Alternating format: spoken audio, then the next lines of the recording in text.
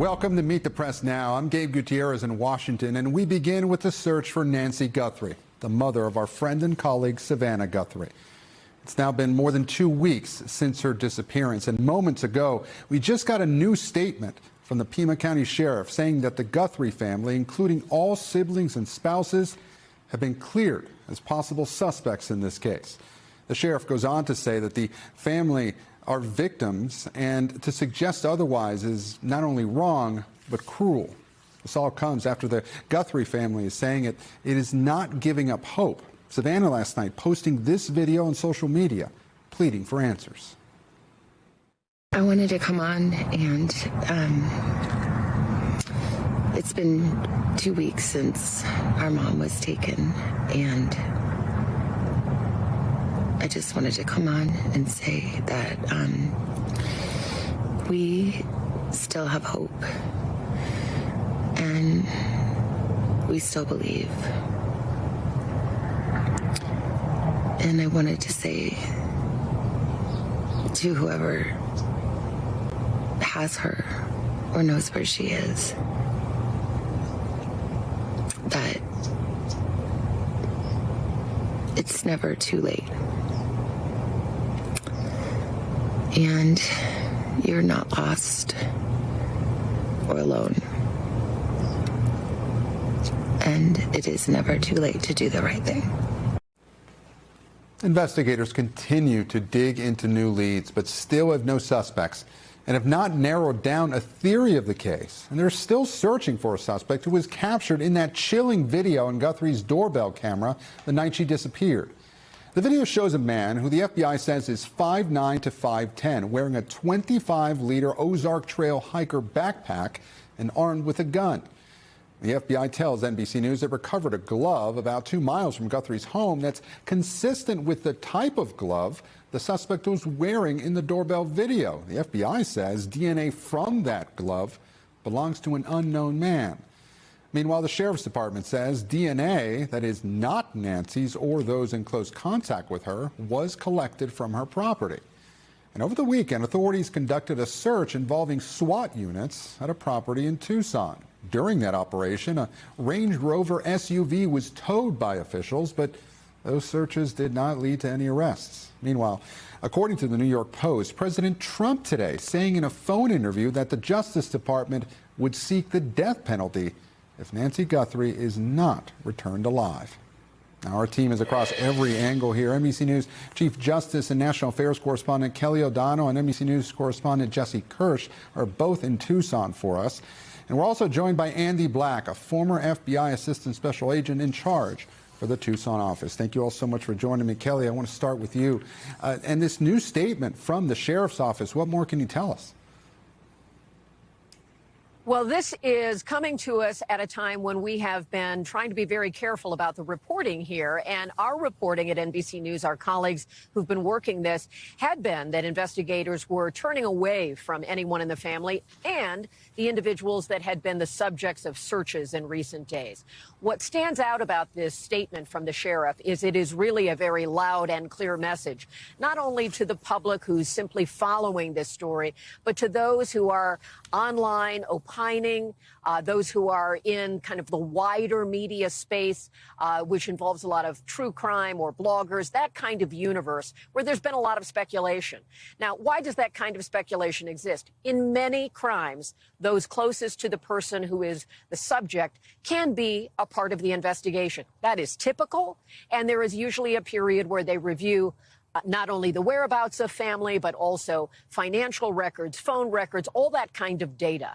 And in this case, the Pima County Sheriff is saying that Savannah Guthrie, her siblings, their spouses, the immediate family of Mrs. Guthrie is not considered a suspect or in any way involved in her disappearance. That may bring great comfort to the family, obviously. And the sheriff goes further and says that it is really cruel to extend these theories or comments without evidence. And so this is, in some ways, kind of reflective of the personality of the sheriff we've seen, where he has been the kind of person who has spoken with a lot of heart and empathy, at times criticized for the way he describes the case. But in this instance, where they're going into the statement where they say, The family has been nothing but cooperative and gracious. They are victims in this case.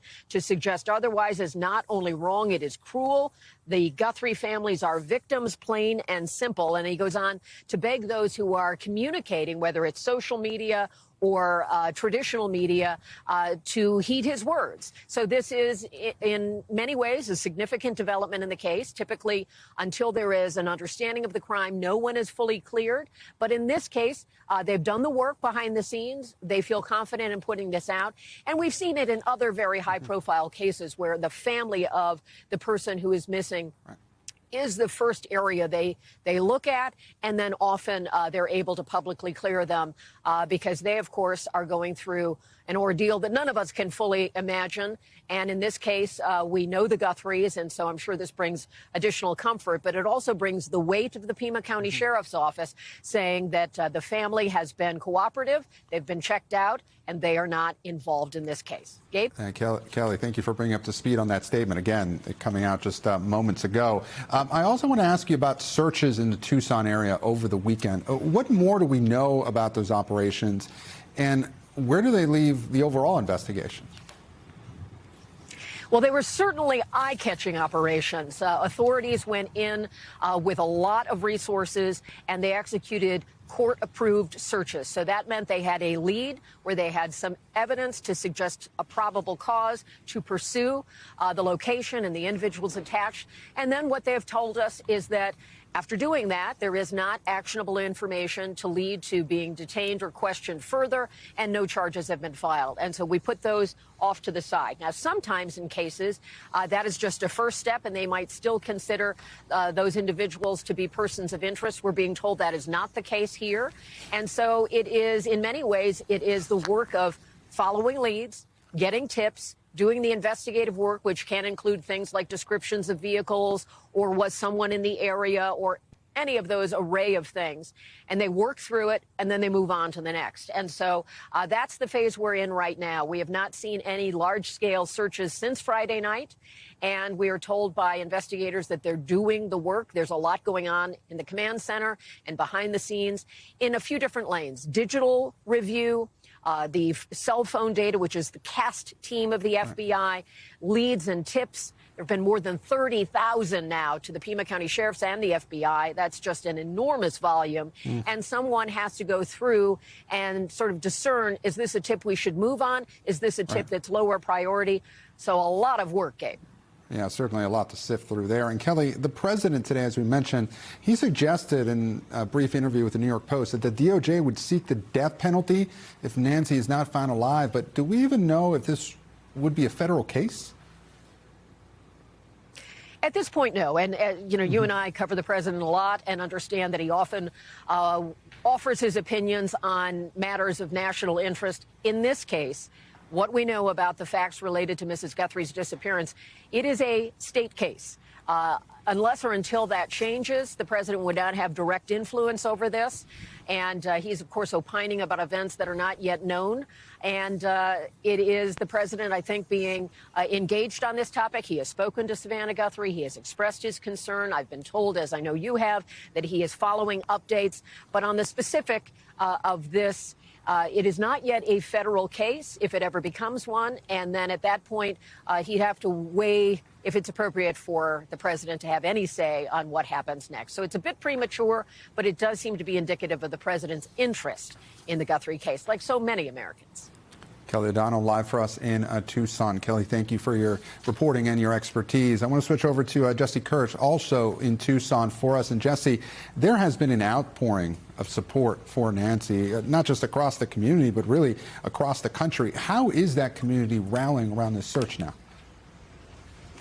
Yeah, and a lot of that, Gabe, centered right here behind me outside of Nancy Guthrie's home. You can see this collection of yellow flowers. There are yellow ribbons, not just at her driveway front, but also across this neighborhood. And Kelly actually was the first to report on this for us on the Today Show last week. And I spoke with a woman in South Carolina who says she saw Kelly's story, was inspired by that, and tied a ribbon in her own yard again, in South Carolina, about 2,000 miles away from here. So this is something that we're not just seeing in parts of Tucson, but across the country, and people weighing in on social media saying they're chiming in from California, from Texas, from Arkansas, from all over. And there's this banner, which you see right there at our affiliate here in Tucson, KVOA. It says, "Bring her home," and people have been signing that banner for days. And we went over there over the weekend, and you can see some of the entries, people saying they're signing from Minnesota, from Florida, from Michigan, Ohio, New Mexico, Arizona, of course, where we are right now, and even someone saying they were signing from Fairbanks, Alaska. Of course, we don't know if these are people visiting, people who live here part-time or have moved here and just have ties to those communities, but it just speaks to people all across the United States with connections all over the United States expressing their support for the Guthrie family right now. And I think it also just speaks to the impact Savannah, of course, has had over her years at NBC News. Jesse Kirsch reporting for us also in Tucson. Jesse, thank you. I want to turn now to Andy Black, again, the former FBI Assistant Special in Charge for the Tucson office. Andy, thank you for your expertise as well. I want to start off with that glove we mentioned. The authorities have been saying that it could be consistent with the one worn by the suspect in that doorbell video. Do you think it could generate a lead in this investigation, or what are your main questions about that glove? From what we understand, it was found about 2 miles away from the home. How realistic is it that this could be a huge break in the case? Well, you never know where you're going to get the best break in a case. You have to follow this lead because they have determined that it resembles and may be the same type of glove that the offender used at the Guthrie residence. So you have to temper your expectations. That glove has been outdoors, so that tends to degrade the quality of the DNA sample, but doesn't exclude it from being properly profiled. So that any DNA gathered from that glove or from inside the house will be sent to the lab. A DNA profile will be generated, and it'll be put into the CODIS system. It's the database, it's the combined DNA index system managed by the FBI. It's the largest repository of DNA profiles in the world. And they'll compare that profile against over 20 million known individuals. They can also check that profile against a public database of DNA profiles. And if they elect to, they can also reach out to private companies that gather DNA to gather a genealogy. And Andy, on that, on the point about that database, the CODIS database, how long could it take to get those results back? And you kind of got at this at some of the limitations. What are the limitations here? If you're not a criminal, your DNA wouldn't be in that database, right? Or you mentioned something about private databases as well. What are the limitations here? Limitations deal with the quality of the DNA sample that you submit. If it's a high quality sample, it can be turned around in a matter of hours or a day. If it's degraded because of elements or cleaning solutions, doesn't negate it, but it could take longer. It could take days or weeks in order to develop a meaningful profile. What's critical is if you're not in one of those databases, maybe a family member is. It could be one that submitted DNA in a public database as part of the genealogy. So many cases have been made because of relatives being identified, which narrows the search for the investigators in crimes like this. Yeah, and our reporting says that this is one of 16 gloves that were found recently in the area. Obviously, a lot of gloves. A lot of those have been ruled out as gloves that came from investigators themselves that were discarded. What is the proper protocol here to, when you have that, that much evidence, similar looking evidence perhaps, in and around that crime scene? From what I understand, they eliminated most of the gloves as not being similar to the one or identifying where they came from, workers in the area. This one, they feel confident it's similar, if not identical. Doesn't mean it's the same one that was on the hands of the offender at the Guthrie residence, but it's a really solid lead. You have to find out. You have to follow up on it. Hopefully this is something that could break the case. You have to follow up on something like this. Andy Black, thank you for your expertise. We really appreciate it. And we will continue to follow this story very closely. We'll bring you any major updates as we get them. And a reminder as well, if you have any information at all that could be helpful for investigators, please call the number on your screen right now. That's 1-800-CALL-FBI.